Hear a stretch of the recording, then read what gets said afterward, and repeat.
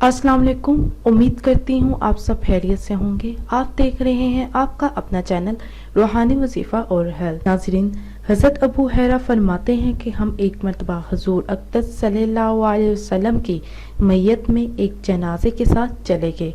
कब्रिस्तान में पहुंचकर हुज़ूर की मैयत में एक जनाजे के साथ चले गए।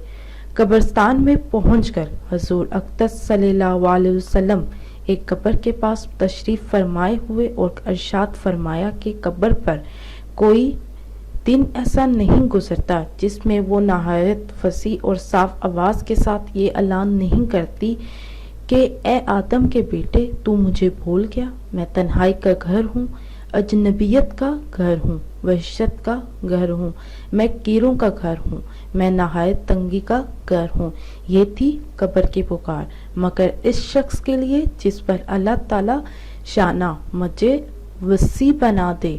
इसके बाद हुज़ूर सल्लल्लाहु अलैहि वसल्लम ने फरमाया कि कब्र जन्नत के बागों में से एक बाग है या दोज़ख के घरों में से एक घरा है। ये था आज का हमारा टॉपिक। इसी के साथ अल्लाह हाफिज। दुआ में याद रखना ना भूलिएगा ना दे।